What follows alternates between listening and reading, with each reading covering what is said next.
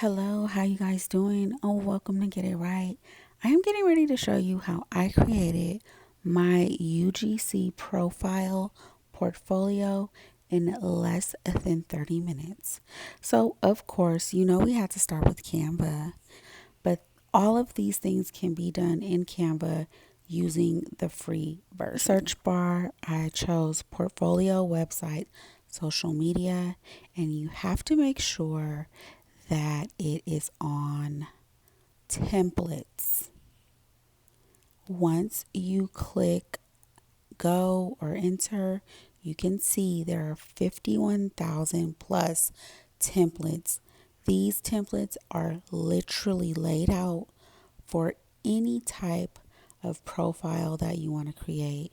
All you have to do is plug in your information, your style. If you don't like the colors, you can change those, all on the free.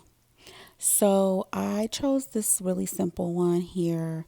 You can see it's very minimalistic, very gray background, not a lot going on because I want to be seen.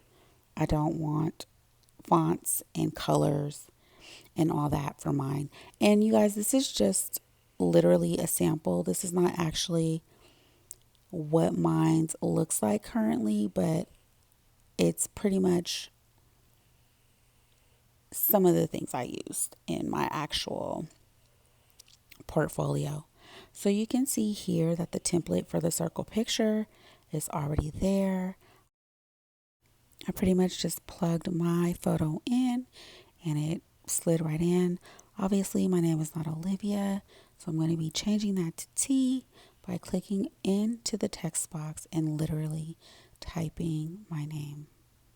Well, as I stated before, you can clearly see here that the format is already laid out. She has her name, and then she goes into the sections that you're going to be viewing within her portfolio. She has an About Me tab. She has her actual portfolio tab. She has her website tab. And then she also has a social media tab. And for the sake of time, we're going to skip past the website portion and just hop straight into the About Me portion. And what I decided to do in the About Me portion for the purposes of this video is literally just title the page About Me so that the viewer knows exactly what they are about to get into, what they're about to start reading. You can see from the screen that's what I did. Also wanted to kind of make these pages cohesive, so I'm going to go ahead and show you guys how I adjusted the font here, the sizing of everything, and also how I added a title, or not a title box, but a paragraph segment after the About Me. So the About Me is its own title and entity, and then I went back to edit, and then I chose to add a text box with just filling in information about me, literally. And again, this is just an example for YouTube. I'm basically trying to show you that if I can do this, you can do this. It is a very, very easy. So we are now on to the next page, which was, remember, the portfolio piece. And your portfolio is going to be a collection of the work that you've already done, even if you've never been hired by a brand or you haven't done anything professionally. It doesn't matter. You can literally, if you're out at a restaurant eating something that you thought was good and you got a picture and you recorded it, you can upload that. If you've made a TikTok saying, hey, I love this brand of cereal because XYZ, or I see these all the time where girls are like, I had to come and tell you about this because this has literally changed my life. Like, those people are not getting paid for those ads. They're literally just sharing girl code. They don't want to gatekeep. You understand what I'm saying? So they just come on the internet because that is what these social media platforms in this day and age are all about. Is just about sharing information. So if you've ever done anything like that, that is what you want to put here. And a lot of different creators said you can put up to 5 videos, or if you have a couple that got a lot of likes or a lot of views, you can put those in here. Now, this part is optional, but I really liked how it looked. They dropped in a couple of rectangles into this page, and you can do that by going to the Elements tab here and literally typing in rectangle and selecting the rectangle, and they will fall right into this page. And you guys see those little numbers there? That is how you're going to know that your spacing and everything is aligned. Things are, cohesively coming together. All those numbers say 19 around. So that's how I know everything is spaced correctly and not looking crazy. So what I did here, again, you're going to see the rectangles that I already talked about. But here I went into my recent upload. I clicked the videos that I wanted to drop into these rectangles. For my recent uploads, you can either do it from your recent upload, or you can do it from your photos on your if you're using your phone or your computer. That's another video that I recently did that I dropped in there just as an example as to how easy this literally is. So we're going back to the beginning just to see, okay, now we're at the website. But again, we are not going to be displaying a website at this time. So the next tab is social media. And so you can see that we are going to be getting into the social media piece of this. Now, in order to make a new page, you just scroll to your left until your new page pops up. There it is. I'm titling it socials for the purpose of this video. And what I like to do in this is probably not the most easiest way to do this, but it is the way that I know how to do it. I go into the Elements tab and I type in social media icons, and all of the social media icons will pop up. I drop those into my socials page, and for the purposes of this video, I'm going to use the Facebook, YouTube, and Instagram icons.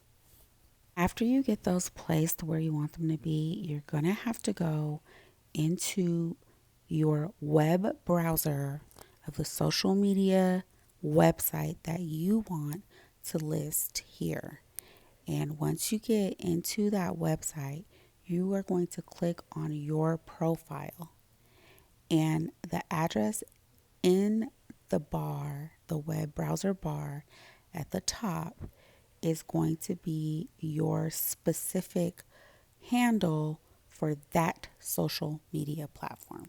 So here I am displaying my Facebook handle.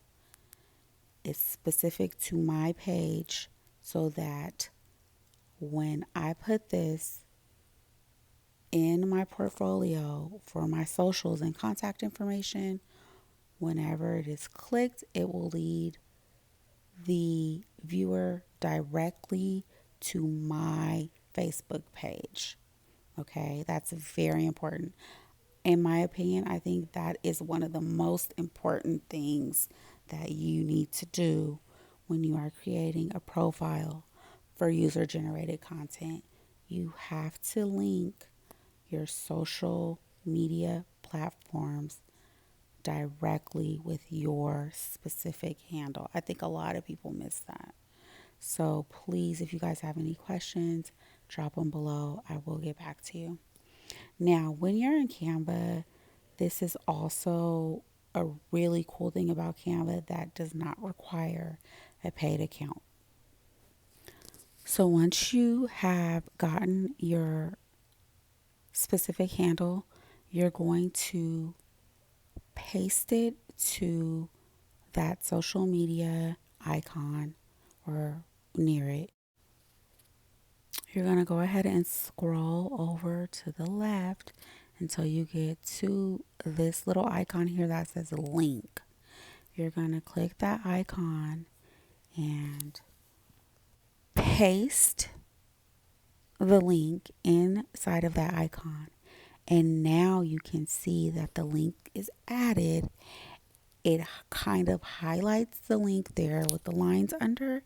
And now you know that anyone checking your portfolio can access that link directly.